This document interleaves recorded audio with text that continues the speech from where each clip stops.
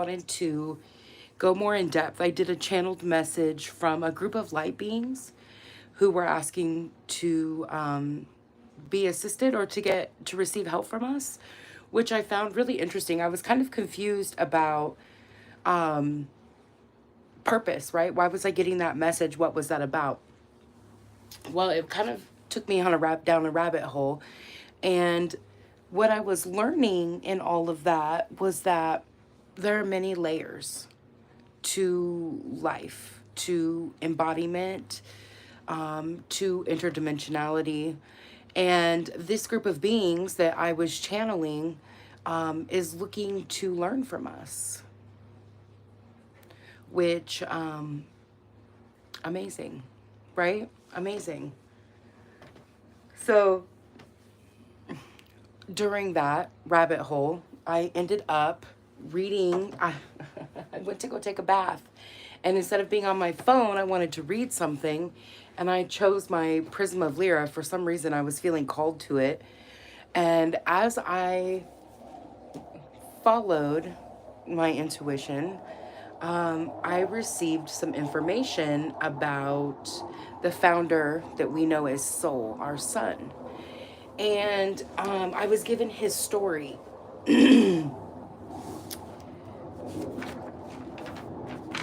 Okay, so, and this is from the Prism of Lyra by Lissa Royal Holt and Keith Priest.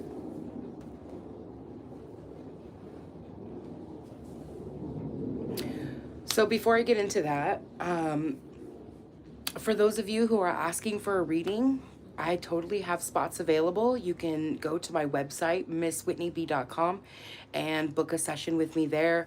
I have tarot, oracle, mediumship sessions such as communications with loved ones passed on, talking to spirit guides, pets, animal communication.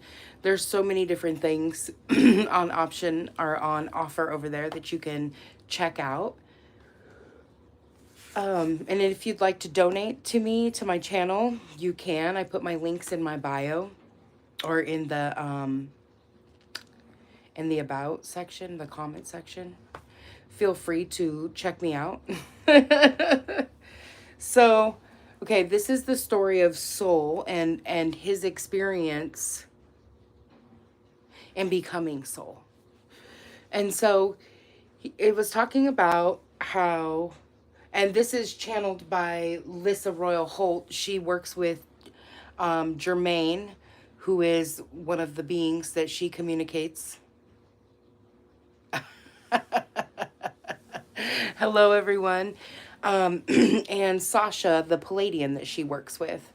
So she was talking about in this, again, Soul, our son, who wasn't always our son. He knew one day that he would become our son. But obviously that was a journey, a progression. And it talks about that he piggybacked the first sun being created in the Lyran system. And that he was, when we say piggybacking, oh, thank you. You guys are so sweet. I'm doing so well. I decided to get on and share about deeper the channeled message that I received the other day. It was the last video I posted. And so piggybacking means witnessing energetically. These beings are witnessing us and they are asking for assistance. And these are light beings. These are beings who will one day embody, who are not yet embodied. And they're asking, they came forward to ask me in particular to communicate about them, to share their message, and then also to basically give them permission to witness my experience and to be present in it. And so, done, right? Totally done. So, this soul witnessed the birth of several civilizations and solar systems because he knew that he would one day birth our solar system and be our son. And he wanted to understand what we needed. He wanted to understand our beginnings because he knew he would one day be our son and he would create the solar system that we live in. And he wanted to help integration of the whole galactic family. And so I just love it because it directly correlates to the message I was receiving. These beings are witnessing us, are watching us, because they one day will embody as beings quite like ourselves. So it's talking about how he basically piggybacked from the very first admittance of suns all the way back to the Lyran constellation and the first expression of humanoid consciousness in a physical form, and then through progression with the Vegans and then more. So I'm talking about the birth of solar systems. The Prism of Lyra is the birth that or the book that I'm discussing, and this book is about basically an exploration of human galactic heritage. So, well, the whole world is a stage. Everybody is watching. We're collective consciousness, and then beyond that, we're so many expressions of oversouls, and then the all that is. Every single being is an expression of the all that is. Yes, this is a book.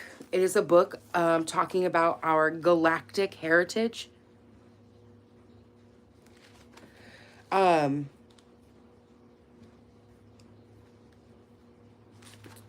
me see if I can find it. It gives us a detailed expression of how we came into being, right? We start with Lyra and the Lyrans, or what is we consider the Lyran constellation.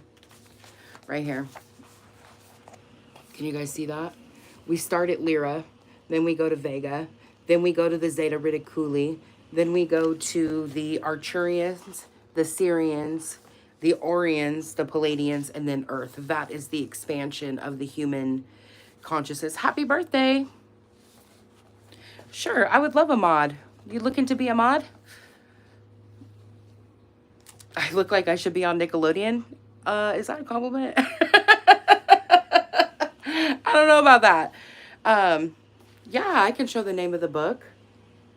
It's the Prism of Lyra. This is an excellent book. A couple of years ago, I was on a grand awakening journey, and on a lark, I bought it. And oh my God, the way that it has changed my life through understanding. When I was a little girl, I used to tell anybody who would listen that that we're not from here, the aliens created us, and that there were many projects to create us. And this book literally says those things. What awakened? So awaken my consciousness deeper understanding of the progression of humanoid life, of humanoid experience, to go beyond what is known, like the stories of Adam and Eve and religion. Like, I was brought up very religious. My family was Catholic and then Mormon, and so many religious belief systems around creation.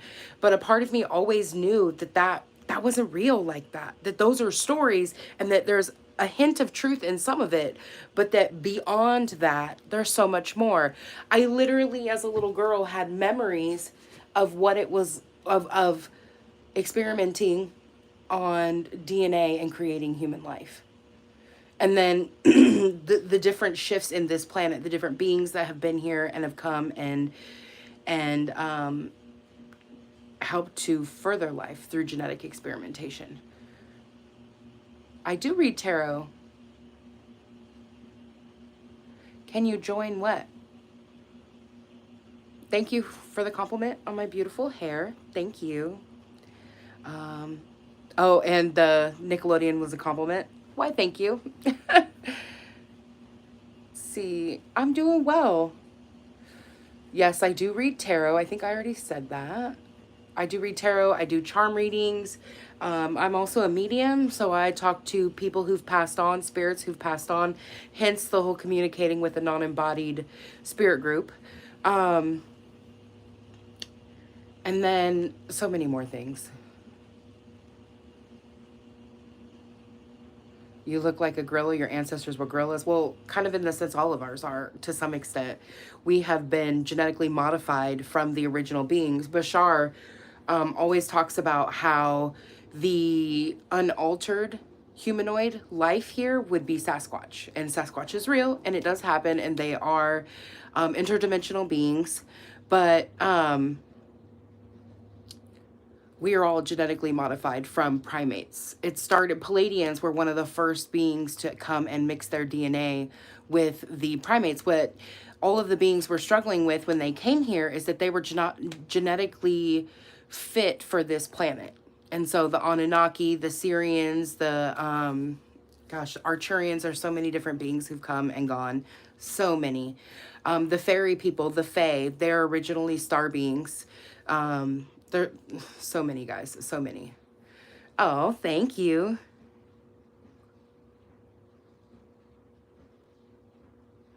Try reading Quran. Trust me, it has a lot of things on it. It's like you'll feel something when you read it. Nice. All right.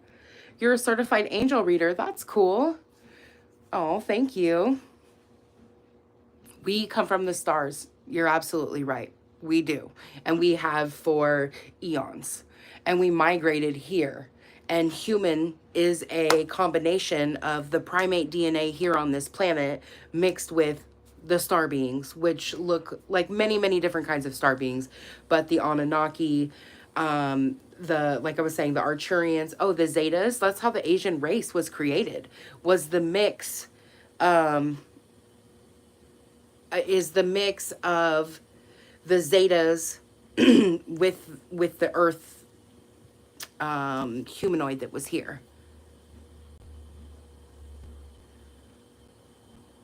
Our atoms do come from outer space. That is true.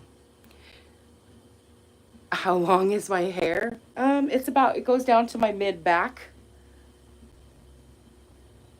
I actually just gave it a cut not too long ago.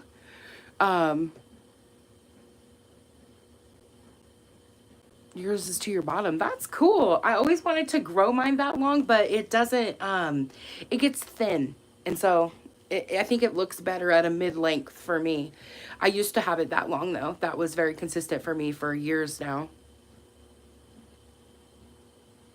Oh, you are agnostic now. Cool. I think it's beautiful, all of the expressions of belief system, right? Like growing up religious, I have a lot of appreciation for my foundation. I grew up Catholic primarily, and my family, thank you,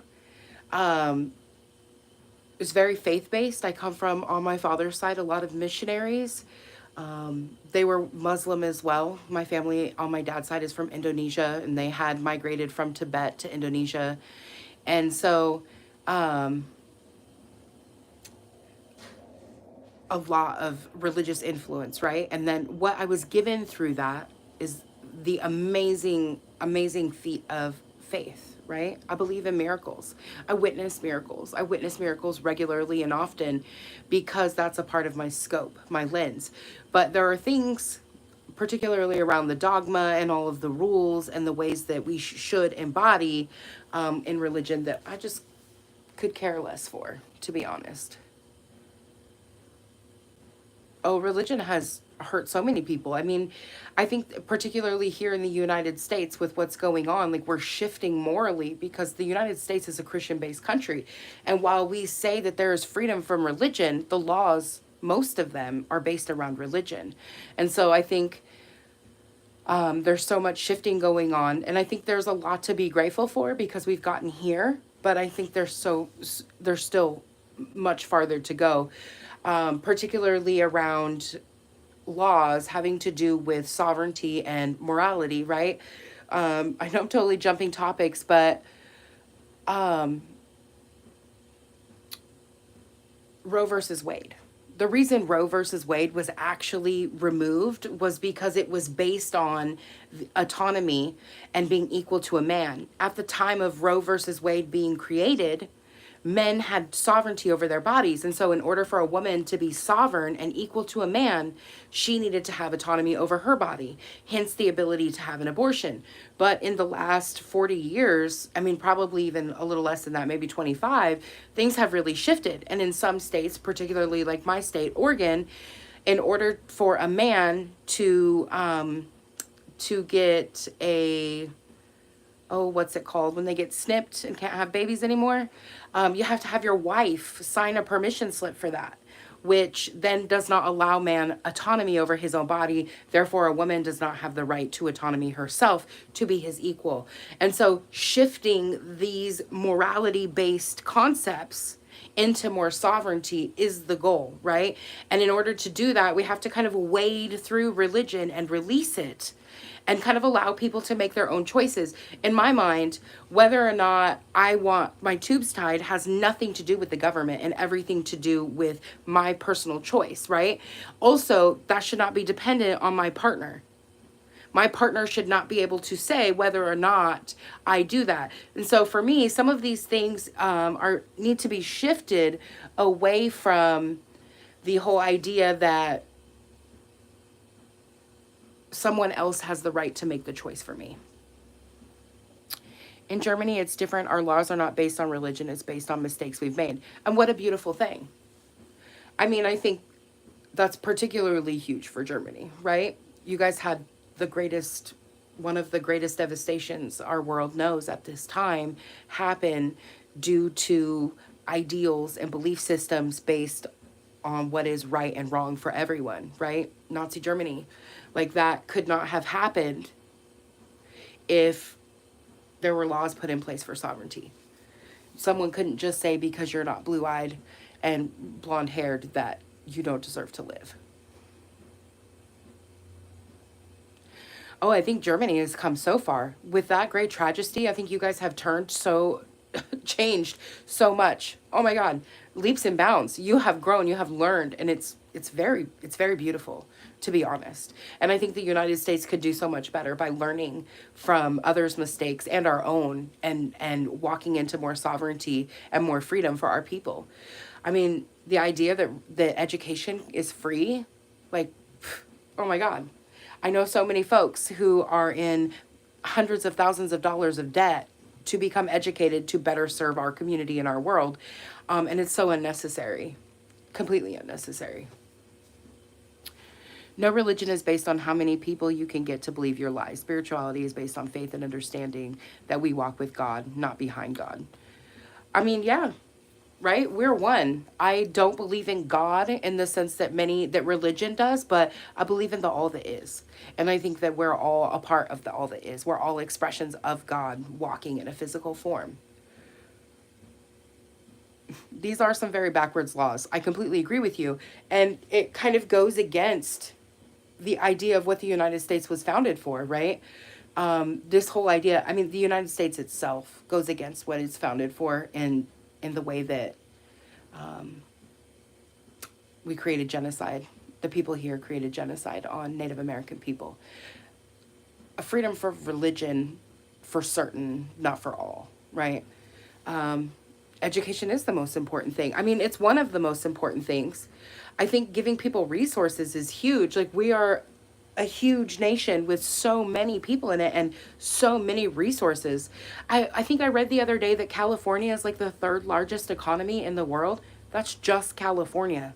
The United States has buku bucks. We have a lot of money, a lot of resources, and a lot of people looking to create communities and to establish a better life. And I think that people get very lost in the fear-mongering that happens here. There's so much fear-mongering, so much. It's absolutely ridiculous. For the few to be rich and to have plenty, and for the many to be without.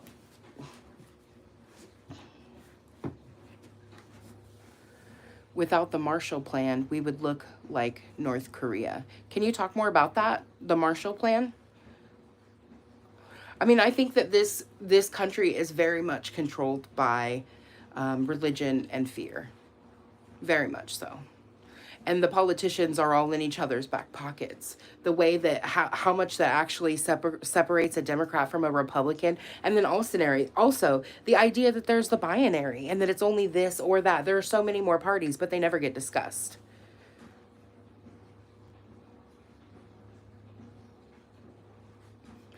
My niece and nephew are half Lakota Sioux. I can tell you for sure a lot of their history and how the white Americans killed all these Native Americans. Yeah, you're absolutely correct. I mean, and that was happening up into the 1900s, like 1940, 1960. They were still taking Native Americans from their families and their homes and institutionalizing them. And so, absolutely. And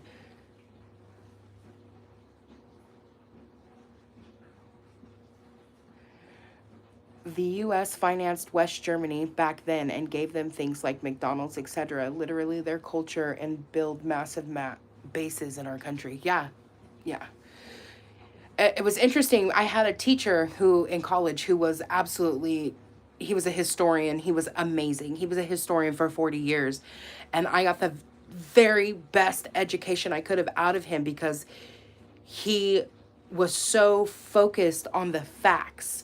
He wasn't telling us that the United States was a great nation. He was telling us about all the things that the United States has done to stay in power, and doing exchanges just like what you're talking about with Germany are the things that they do. We don't have other military bases here in the United States, but I think we have 62 or military bases in like 62 countries.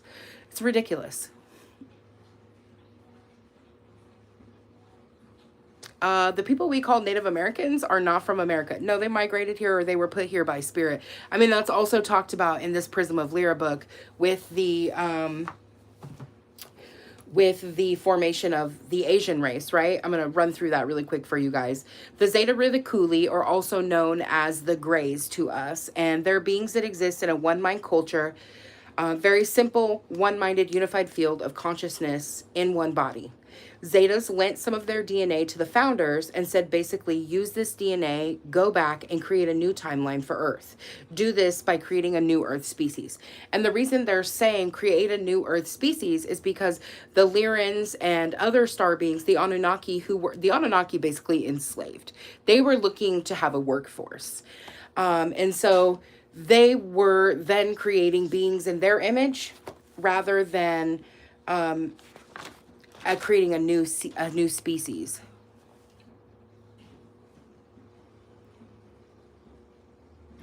And so they were moved here by the star beings put all around the world, the Asian race. And so they're talking about at this point when the Zeta Ruticuli's DNA was introduced, we were at a point of the Atlantis and Lemuria. And that the only species that were really integrating with Earth were the Lyrans and the Vegans. And the Lyrans being somewhat more Caucasian and the Vegans being somewhat more dark-skinned. And both of these groups were modeling the new beings, the new Earth beings, after their own image. So they weren't creating a new race. They were creating another version of themselves. And the Zetas were like, no, this is not going to work. You must make a new species. And then they told the founders, this is how you do it. Right? And so this is what needs to be done. And it needs to be done because we need a variable field of unified mind. And it must be instilled into mass consciousness of Earth or it won't work. Yeah, the Vegans, they are an offshoot of the Lyrans. They're one of the, here, Vega, right here. They're one of the next groups of beings that were created. So Lyra is the first humanoid population. From the Lyrans, then became the Vegans. I know it sounds like vegans, right? But it's not. It's Vegans from the star cluster Vega. Anyways, so due to the wisdom of the Zetas, the founders went back because time and space in a fifth dimensional reality, it's all happening at one time. There is no linear time. And so the founders, these star beings who are the original fractures of the all that is, or what people call God, the universe, they're the original fracture, the original consciousness that came out of the divide of us. Okay, and they are able to transverse time and space because it's all happening at one time. It's not linear. A lot of things happen that we don't even know. Yeah, facts. You don't like vegans, they don't like meat. I like vegans, and I know that one day we will evolve to that place where we no longer need to kill other things to take in sustenance, because there's literally plants and fruit here that and all of the things that we need to have nothing to do with consuming another life form in that sense. Because yeah, anyways, they're also pretty high vibrational, because in that sense they're not consuming and taking on the structure of another being. When you eat a plant doesn't have consciousness the way that an animal does. Okay.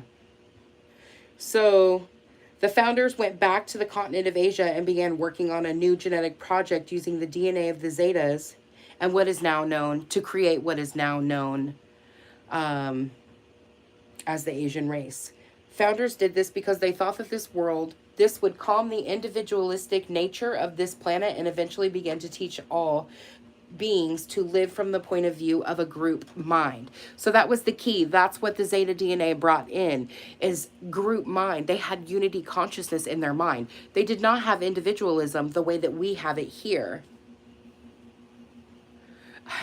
Like my cat wrecking my toilet paper when I'm at work. Fun times. So the whole point of merging the Zeta DNA with the humanoid DNA that was here was to add in unity consciousness, the group mind, right? That we are one. Even though we are all individuals, we are still all one. There's so much separation and individuality in the DNA that was already here due to the Lyrans, because that's kind of their idea, right? Is to divide and conquer, like to have dominion over things. The O type and the RH negative type is proof of genetic engineering on. Oh yeah, for sure. For sure. This will catch up one day. And this is coming, I think, in the next few years. This understanding that we are from the stars. And that there has been a progression, and that there's so many more species out there now than is even understood, right? People are still questioning whether aliens or star beings even exist. Of course they exist. It's ridiculous to think that we're the only ones, in my mind. How are we from the stars? Like I said, the aliens came here, what we call aliens or star beings, other humanoid life forms came here and did genetic modification to create us. We were once just primates, just monkeys, animals. You know what I'm saying? So the stars who made us and make us alive. Well, yes, to be the consciousness that we are today, right? We had life. We had primitive life, living like monkeys.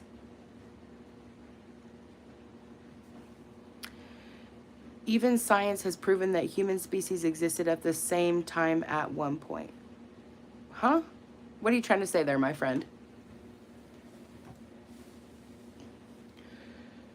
Okay.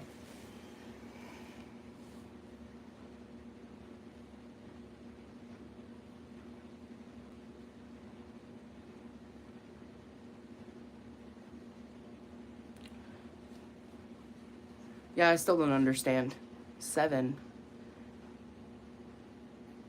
Well, who made the stars is the all that is, right? Everything, stars and planets are founders. Some of the original consciousness that broke off or broke out from the all. Because when we're all one, we're all a convoluted mass, right? But we wanted to understand physical experience. We wanted to understand through experiential knowledge. And in order to do that, we had to leave the all. Oh, yes, that's true. 7 different human species existed, but we've all mixed so much now that we have one genome, no matter what race you are, quote unquote race, because race is just a social construct. It's not real. We're one genome. So yes, you're absolutely correct. And this is what I was talking about, is the invention of the Asian race. Yeah, so the goal here with merging, creating the Asian race is to help us live within unity and diversity simultaneously. Because with the path that we were on at the time, we were going to destroy ourselves. That has happened time and time and time again throughout history. The Lyrans did it. Like destroying their planets. This is why there's so many offshoots in that sense, because constantly the need to control or to do technology and not to be married between the heart and the mind. This is why unity is so important, to recognize the individual and the collective. It has to go together. It can't be one or the other. And then that polarity is what ends up destroying us. So that's what destroyed Atlantis itself, is the polarity. Also, they had to be destroyed, from my understanding, because they were doing so much experimentation. They were mixing animal and man and woman together, hence mermaid, hence centaurs, and lots of other beings. Like that mixing. They were doing genetic alterations, genetic modifications, and that's one of the reasons why Atlantis had to be shrunk. But then Atlantis was the mother, in a sense, of Egypt, and there was a land bridge there. So when it fell, its belief systems were still there, just in another form. Okay, so these genetic experiments in Asia were very well protected and guarded. Pretty quickly, they had prototypes of what we now call the Asian race, and they scattered them throughout Asia, throughout, all over, right? But then there were also certain prototypes, once the original prototypes started procreating, there were key prototypes that were kept, and they were taught, right? And so these prototypes were the turning point in setting our world on the course toward integration. Some key prototypes were kept in educational facilities. This is done by star beings, right? And so this is why when we look to our indigenous people, you can see very clearly that they were connecting and communicating with the star beings since the beginnings of our time. This is why you see spaceships on cave walls, because this was happening. And there's so much lore around this. There's a lot of lore around gods, star beings. They weren't necessarily called star beings at the time. I think they were called gods because they had more technology, more advanced intellect, and had gone beyond, or were beyond, what humanoid or human on this planet could understand. And so when they were kept in these educational facilities, they were educated in vegan mysticism, Palladian spiritual practices that are very feminine in nature. And then also, let's see, there's a third one. Oh, and they had underlying Arcturian energies. Yeah, you have so much proof of technology on ancient Hindu temples. Exactly. This has been happening for an immense amount of time. I was just listening to, what was I listening to? Oh, no, I was reading this book and I was listening to Matthias de Stefano, and he was talking about the pyramids and how, and then Lissa in this book, she talks about how the temples themselves are representations, and the pyramids of the practices that we were taught. In this book, they were talking about the East and the West and how different they are, and how in the East, the unity consciousness is instilled and that connection to the earth is instilled so much more. Some of these temples are places where sound healing occurred, where they were using sound to literally cure our bodies of dis-ease or disease, right?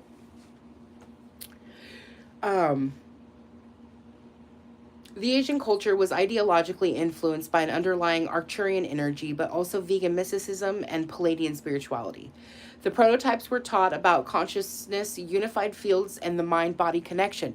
And so these prototypes, these humanoids, were being taught that we're more than skin and bones, that we're a whole being. We're not just a conglomeration of cells, but an integrated whole being. And so emotional health, spiritual health, physical health, they all go together, mind, body, and spirit. It's the key. Where in the West, that's a less integrated theory and a less practiced theory, particularly if you look at our medicine. I myself switched to going to a naturopath in the last few years because for me, it's beyond just curing a certain ailment. Why is that ailment there? What is going on within me? And addressing the whole human, not just the ailment itself. It's so important. So what I thought was really interesting was that through this, right, they're taught about the conscious unified fields, the mind, the body connection, and they were taught about humans as a holistic unit rather than a collection of organs, skin, and bones. And this is what we're talking about when we talk about East and West. The East has a very deep understanding of that. If we look to like Chinese medicine, I mean, there's so much, guys. I'm just going to mention what comes to my mind right away. But if we're looking at that in particular, right, you can see very clearly that it's about the whole being. When we talk about doing oh gosh, not reiki, acupuncture, the systems of flow, what the blockages are, we are looking at the whole being, not just that they have high blood pressure or that their leg hurts. Why does their leg hurt? What's going on? Is there trapped energy stored there? And what's that trapped energy about? This is that deeper understanding. So they felt that it was the founders and the beings who were guiding this group of prototypes felt that it was so important that these beings be taught this information about the holistic body and the unified field, because before they wanted to give them this before they interacted with other belief systems, because belief systems get integrated into DNA. And so they felt it was key to integrate these, or to teach them this, so that that was integrated into their DNA before the other belief systems came in. And then were passed on genetically to offspring. Curing symptoms and curing cause is the difference. Yes, absolutely, yes.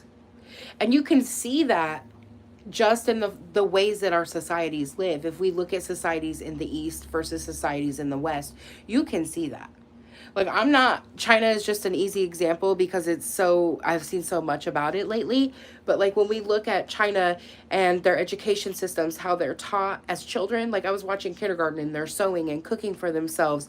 And then also like their exercise equipment that is everywhere. There are huge parks set up for people to go and exercise and to take care of their bodies.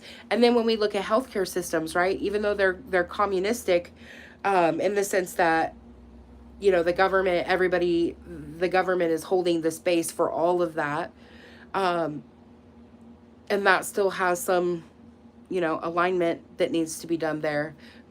Yeah, we'll get into that later.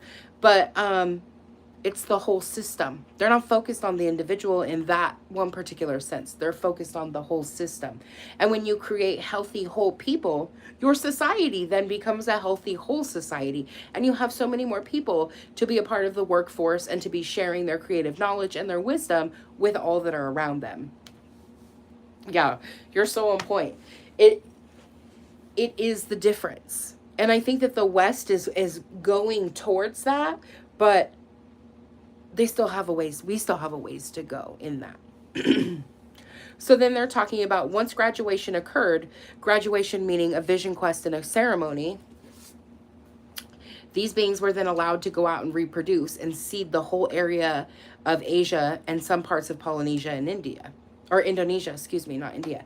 And so the Native Americans, yes, correct, are not necessarily originally from the United States, but they were the caretakers of this land, and they have been here for years, generations upon generations upon generations, thousands of years. And so for any group to come in and just take over and try to wipe them out is terrible. It's terrible. It's a mark on our soul, and it's something that has to be healed. Period. Period.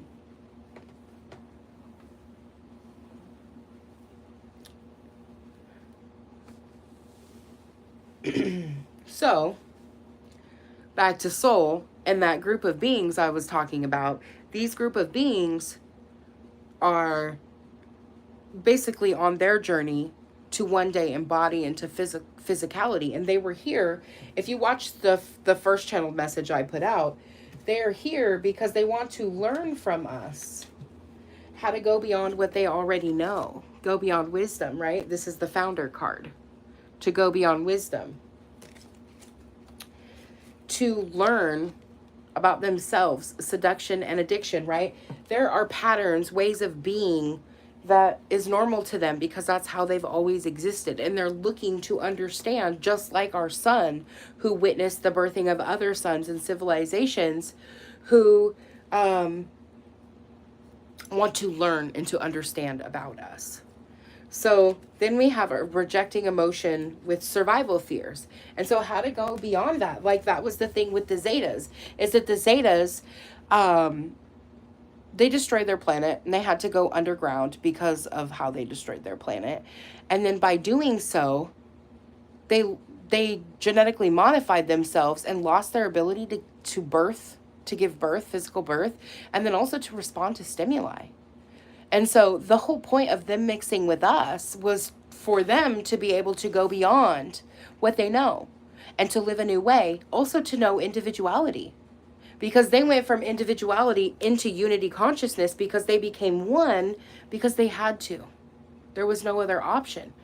But to reinvigorate their species and to bring it back here with the human does have individuality. We have an excessive amount of individuality, right? And hence the merging of their DNA into ours, giving us group consciousness, so that it's not just for one, but for all. It was fascinating. Do you guys have any more questions?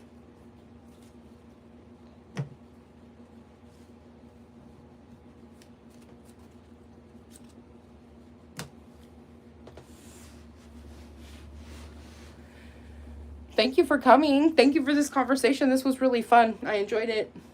I'll look forward to having some more. You met the Avians and the Pleiadians. What I notice is Avians are just here to observe. Pleiadians want to intervene. So the Pleiadians have intervened before and got themselves in a lot of trouble, and they have a lot of guilt when it comes to humans because they interfered so much. They do have a bunch of collectives of beings here. I personally have witnessed Avians, but I have not worked with them. I do work with the Pleiadians, so I have a strong Pleiadian connection myself. And overcoming some of that and then using it, it can be very helpful. There are many, many planets observing. What I think is the key here is that we are the next expression of humanoid life, right? And beyond us will be another expression. And so there are so many beings coming to bear witness to us in our process, because we are the evolution of the entire universe. They give a lot of good guidance. That's awesome. And so there are so many groups of beings who are present, paying attention, and looking to offer support. It's easy for them to connect through people like myself who are mediums. There are many, many beings, Milo, who are bearing witness. So many beings bearing witness, because we are, like I said, we're the evolution of the humanoid life, right? And from us, and I think in the next 1,000 years or so, there will be another.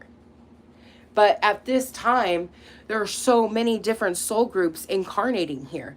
I mean, gosh, we have Syrians, we have Lyrans, we have Orions, we have Andromedan, we have Arcturians. There are so many, many, many, many different expressions of life and incarnation happening on this planet that we're center stage. And there are so many different groups looking to bear witness and offer assistance, because I know some folks who work with the Avians, who are directly working with them as one of their collective members and as an ambassador for them, who are bringing information in to share with us. Just like the Pleiadians, just like the Syrians, just like the Andromedans, just like the Arcturians. I mean, and there's so many more. Like I was talking about with the lore of the fairy people and the gnome people. That's real. There is an extent to that is real. There are groups of star beings who came and colonized certain areas and left their knowledge, their history, their wisdom with the people who also they interbred with. Because that's the other thing, is the Anunnaki, there's a bunch of different beings, Syrians who interbred with the humans. Your husband met Syrians. Yeah, cool, right? I've met Syrians too. I got to work with them.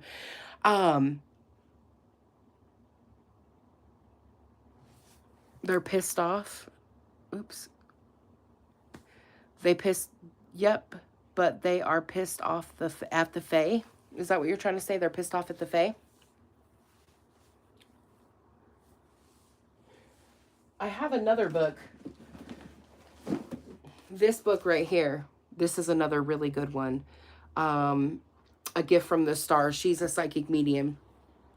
The Fae just left. They were like, look, we're not putting up with this bullshit. We gotta go.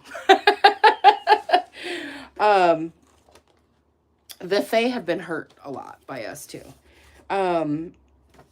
So many different collections of beings. Where is it? I think it's the Lang. Yeah, right here. This is where the Fae ideology comes from. The Lang visitors were among the earliest aliens to discover Terra, which is Earth. And they are still remembered in the Northern Europe through the elves and fairy folklore about a mysterious little people. They never abducted humans, and instead they rescued a very large amount of people from the reptilians. They're active here in Europe. They are. That's true. And they're active in groups all around. Like I have a connection with the Fae that I work with, and creating fairy villages, gnome and elf villages are things that tasks that they have shared with me to be able to share and create, and we've done some exchanges for information and knowledge. It's pretty amazing what is available to us. And then through consciousness, right? Like for me, I always knew this stuff existed. When I was little, I would just tell these stories because I could talk to them. I have been a medium my entire life.